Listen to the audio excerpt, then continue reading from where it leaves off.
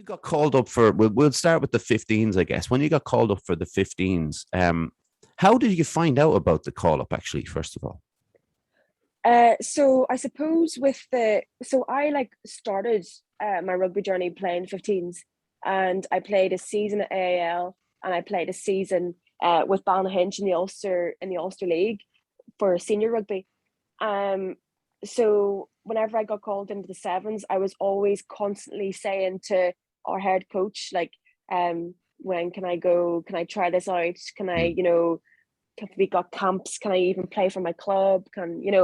Just feeding ideas and kind of spoon feeding and making him second guess and just dropping hints, dropping ideas. And I suppose 2 years later, just after COVID hit, um, he gave me a call and was like, okay, we've got a Six Nations coming up in, I think it was last November, it was either October, November. So we've got against Italy. So if you want to join the squad from August, we would, love to have you. And I think it's a good time to put you in now. So that's how I heard. mm. It's it must be quite a thing for you, and quite a thing for your grandfather that you mentioned. It must have been quite a bit of pride for him. Yeah, definitely. He certainly loves watching. He actually, I miss seeing him on the sidelines as well, and we Mm, haven't been able to play in Ireland yet. The Novembers are coming up now in this weekend and next weekend, but because I've got Dubai with the sevens, I'm not involved. So I still haven't been able to play at home and play with my mm, family and the home crowd. Um, just because I think it was in the Six Nations there we had a home game, but um, with COVID they weren't allowed. I can't remember, just with yeah. the something happened, but they still haven't been able to come watch me. And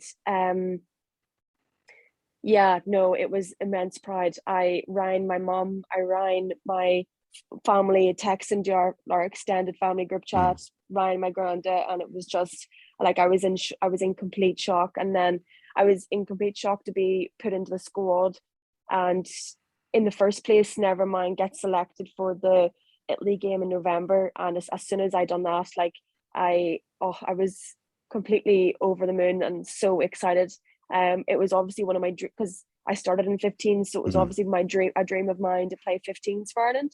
Um, I obviously wanted to play rugby for Ireland. That's what I wanted to do, and that was my dream. And whenever that happened, the sevens, like it was like amazing. But then yeah. whenever I came into the 15s, it was just kind of like this is where this is where I started, and this is what my grandma loves, I suppose. Yeah. um, this is kind of where this is home. This is where I was. Um, this is where I began. So it was great to be able to get the call up, and I really enjoyed it. Yeah. I it's I started getting to see the women's rugby, obviously, like when everybody else did. It depends on the exposure of the television, it becoming more frequent on television. And I remember on it was, I don't know, maybe it was like 5 or 6 years ago on one of the Six Nations, and obviously Ireland were doing particularly well, and the exposure started to become more and more, and it was great, and it was brilliant to see. What's great about it now is like that some of the real legends of women's rugby are still playing in the Irish team. Because I guess it's because of the fact that it's taken ridiculously long time for the TV stations to start showing it, and then obviously there's hardcore fans going into it all the time, but when you step into it, into the 15s team, and some of those names that you would have known since you were quite young, like, how is that? Because I would imagine, now this is in my own anxiety riddled head, I would imagine it was quite a daunting experience. Yeah, definitely. I am a big I am a big fangirl, to be honest. I even now, whenever I be training in the sevens, I'm training with the likes of Lucy Mulhall, Emily Murphy Crowe, Stacey Flood, and like people that I watched in my first. So we got our under 18 caps. We got our under 18 caps presented at one of the R7s tournaments in UCD. And I remember watching them, and I watched them a few years before that as well. But I was like, this is the first time I've actually seen them in real life. like this is class. And now I see them every single day. Yeah. I train with them, I travel with them, I play with them, and it is just like I'm actually, actually friends with them. Yeah.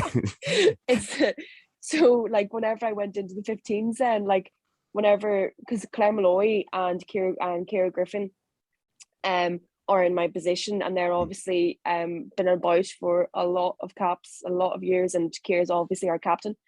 And I was just completely starstruck, and see whenever they would actually speak to you, which obviously they do. I was in complete awe, and like the likes of Lindsay Pete, like Kleena, Sene, there's actually quite a lot of the girls. I'm probably missing some because there's so many that have been in the squad since I started watching, and since I watched the games. So because I started watching before I started playing, like, so Yeah. it was it's still weird to me every day, and still weird to me every 15th camp and every game that I'm actually running and playing beside people that I have grew up to love, grew up to look up to. Kind of idolize them in a way, and then Yeah, you're sort of yeah. suddenly playing with them is pretty crazy.